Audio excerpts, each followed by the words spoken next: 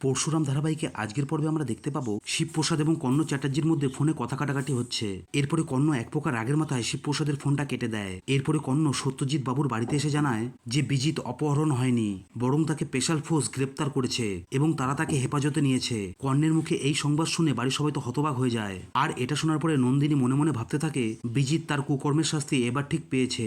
আর এর মধ্যেই লাট্টু আর পিকুর খিদে পেয়ে যায় এবং তারা খেতে যায়। আর এটা শোনার পরে সত্যজিৎ বাবু তাদের উপরে চরম রেগে যায় এবং তিনি সেই বাচ্চা দুটোকে ভিখারি বলেন এবং তিনি তাদেরকে খাবার দিতে নিষেধ করেন। ওইদিকে সন্তানের প্রতি এমন অপমান সহ্য না করতে পেরে তটিনী গর্জে ওঠেন। এরপরে তটিনী সবার সামনে স্পষ্ট জানিয়ে দেয় সত্যজিতের অসৎ উপায়ে উপার্জিত বিলাসবহুল খাবারের চেয়ে তাদের অভাবের সংসারে সততার অন্নে অনেক বেশি শান্তি। এরপরে তটিনী যখন লাড্ডু আর পিকুকে নিয়ে চলে যেতে চায় আর তখনই তটিনী জ্ঞান হারিয়ে মাটিতে লুটিয়ে পড়ে।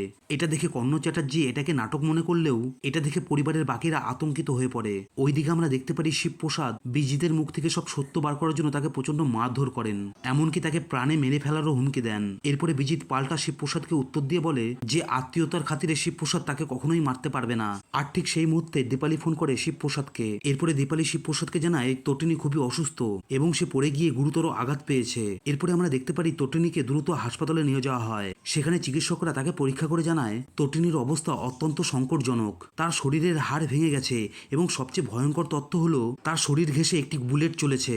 ডাক্তারের মুখে এই কথা শুনে নন্দিনী ও প্রাচী একেবারে স্তম্ভিত হয়ে পড়ে, কারণ তাদের জানা মতে তটিনী সারাদিন তো বাড়িতেই ছিল।